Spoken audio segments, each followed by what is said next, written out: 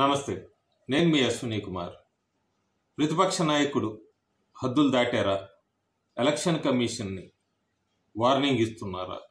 రాజ్యాంగంగా భారత రాజ్యాంగానికి సంబంధించిన ఎలక్షన్ కమిషన్ని నాన్ సెన్స్ అనటం, మిమ్మల్ని వదిలిపెట్టడం అంటాం, హెచ్చరికలు పంపించటం, ఇదంతా కూడా దేనికి సంకేతం? మాన్సూన్ సెషన్లో లోక్సభ రాజ్యసభ రెండు సభలు నడవకూడదన్నది ముఖ్యంగా కాంగ్రెస్ కూటమి ఉద్దేశమా? లోకతంత్ర లోక్సభ ముందు పెట్టుకుని ఎవరిని అవమానపరుస్తున్నారు కాంగ్రెస్ కూటమి నాయకులు, ముఖ్యంగా రాహుల్ గాంధీ, సోనియా గాంధీ, ప్రియాంక గాంధీ. దీని వెనక ఏమన్నా ఉందా? అసలు ఎందుకు ఇంత కంగారు పడుతున్నారు? ఈ మాన్సూన్ సెషన్ని నడపకుండా ఎందుకు అడ్డుపడడానికి ప్రయత్నిస్తున్నారు? ఒక పక్క బీహార్లో election commission special intensive report అంటూ మొత్తం ఈ ఓటర్ ఐడి ఇవంతా కూడా చెక్ చేస్తూ మళ్ళీ ఎన్రోల్ చేస్తున్నప్పుడు అక్కడ 52 లక్షల దాకా ఫేక్ ఓటర్స్ ఉన్నారు, అంటే చనిపోయిన వాళ్ళు కానీ వేరే చోట్ల ఉన్నారు, ఇదంతా అంటూ ఫిల్టరేషన్ మొదలుపెట్టినప్పుడు ఆర్జేడీ తేజస్వి యాదవ్ లాంటి వాళ్ళు మేము ఎన్నికల్ని బాయ్కాట్ చేస్తామంటూ వాళ్ళు ప్రకటించటం, ఇక్కడ రాహుల్ గాంధీ మేము ఎలక్షన్ కమిషన్ని వదిలిపెట్టము, ఇదంతా నాన్ సెన్స్ అంటూ కూడా తీవ్ర వ్యాఖ్యలు చేయటం, దీని వెనక ఏమన్నా వాళ్ళలో గందరగోళం లేదు రాబోయే రోజుల్లో ఏదైనా కాంగ్రెస్ కోటి ముఖ్యంగా రాహుల్ గాంధీకి సంబంధించింది ఏమన్నా ఒక బాంబు లాంటి వార్త బ్లాస్ట్ అవబోతుందా? అవుననే చెప్తోంది ఒక వార్తాపత్రికలో వచ్చిన కథనం. మరికొన్ని గంటల్లో కూడా అది అన్ని పేపర్లో, ఎలక్ట్రానిక్ మీడియాలో కూడా టెలికాస్ట్ అవ్వచ్చేమో. ఏం జరుగుతోంది, ఏం జరిగింది అందరికీ తెలిసిందే. అప్పటి నుంచో రాహుల్ గాంధీ పౌరసత్వం మీద కేసులు నడుస్తున్నాయి. యూకే సిటిజన్ సంబంధించి అని ఒక పిటిషన్, ఒక భారతీయ జనతా పార్టీకి సంబంధించిన కార్యకర్త ఒక పిటిషన్ వేశాడు, విఘ్నేష్ శిశిర్ అని. అది 2019లో సుప్రీంకోర్టు కూడా దాన్ని కొట్టేసింది. ఆ తర్వాత అలహాబాద్ హైకోర్టు లక్నోలో నడుస్తుంది. అయితే కేంద్ర ప్రభుత్వానికి దీనికి సంబంధించి ఏమన్నా ఇన్ఫర్మేషన్ ఉంటే మీరు షేర్ చేయాలని చెప్పి హైకోర్టు అడిగినప్పుడు కేంద్ర ప్రభుత్వం మాకు ఇంకా పూర్తిగా ఇన్ఫర్మేషన్ రాలేదు అంటూ కొన్ని రోజులు సమయం కావాలని అప్పుడు చెప్పటం, ఆ తర్వాత ఈ ప్రాసెస్ అంతా కూడా వాయిదాలు పడుతూ వస్తోంది. ఒక సమయంలో అయితే హైకోర్టు పిటిషనర్ని డిలే అవుతోంది, కేంద్ర ప్రభుత్వం కానీ ఎంహెచ్ఏ కానీ ఇన్ఫర్మేషన్ ఇవ్వట్లేదు, పూర్తి ఇన్ఫర్మేషన్ ఇంకా సమయం అడుగుతోంది. సో ప్రస్తుతానికి ఈ పిటిషన్ని డిస్మిస్ చేస్తాం అంటూ ఒక ఆప్షన్ ఒకటి ఇచ్చింది హైకోర్టు. నీకు సంబంధించిన వేరే మార్గాల ద్వారా ఏమన్నా కొత్త ఎవిడెన్స్లు కానీ ఏమన్నా సాక్ష్యాలు, ప్రూఫ్స్, వీడియోస్ ఏమన్నా ఉన్నా కోర్టుకి సబ్మిట్ చేయొచ్చు అంటూ కూడా ఒక ఆప్షన్ ఇచ్చింది. ఆ తర్వాత అదే పిటిషనరు విఘ్నేష్ శిశిర్ ఆయన నా దగ్గర కొత్త సాక్ష్యాలు ఉన్నాయి, వీడియోస్ ఉన్నాయి, ఎవిడెన్స్ ఉంది అని హైకోర్టుకి చెప్పినప్పుడు కేసు మళ్ళీ రీఓపెన్ అయింది మే 2025. చాలా ట్విస్ట్లు, టర్న్స్ అని చెప్పచ్చు దీనికి సంబంధించి. రాహుల్ గాంధీ అసలు ఈ కేసు ఇతను వేయటానికి కూడా రూట్ కాజ్, మూల కారణం ఏంటంటే రాహుల్ గాంధీ ఒక సమయంలో యూకేకి సంబంధించిన ఒక కంపెనీకి backups, BACK OPS backups limited అనే కంపెనీకి ఆయన డైరెక్టర్ అని చెప్పాడు. యూకేకి డైరెక్టర్గా ఉంటున్నా అని చెప్పడం ఒక చోట, అదంతా కూడా ఈ పిటిషనర్ ఆ వ్యాఖ్యల్ని తీసుకొని కేసు వేశాడు.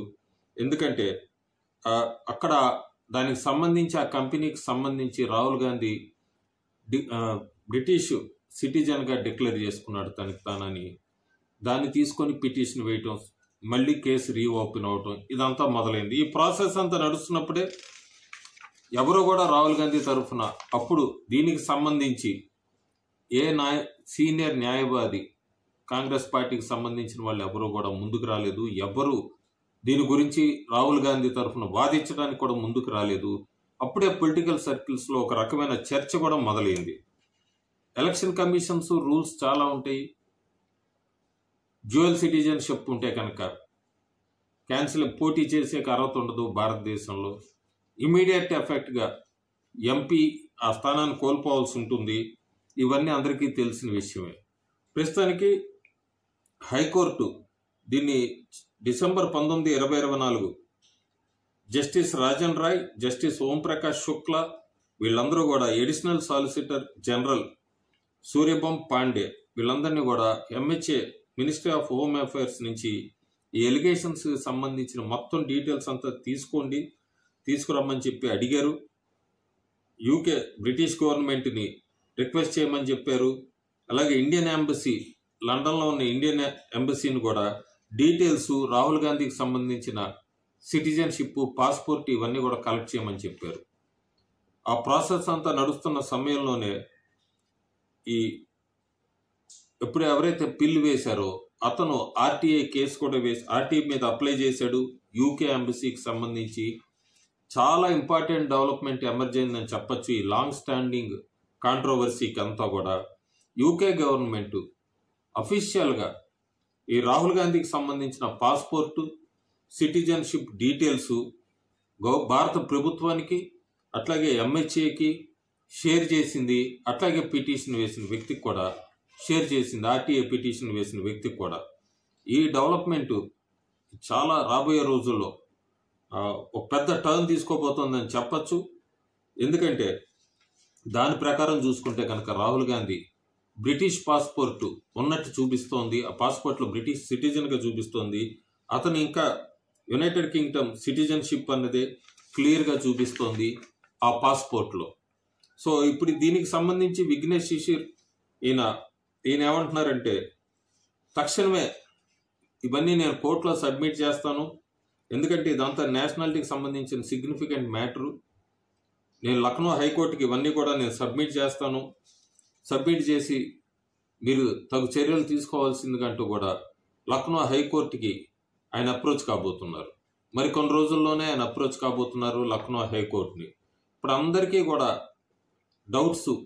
కొత్త డౌట్స్ తెర మీదకి వస్తున్నవి ఏంటంటే, రాహుల్ గాంధీకి బ్రిటిష్ పాస్పోర్టు మరి సిటిజన్ ఆఫ్ యూకే కాకుండా ఎలా వచ్చింది?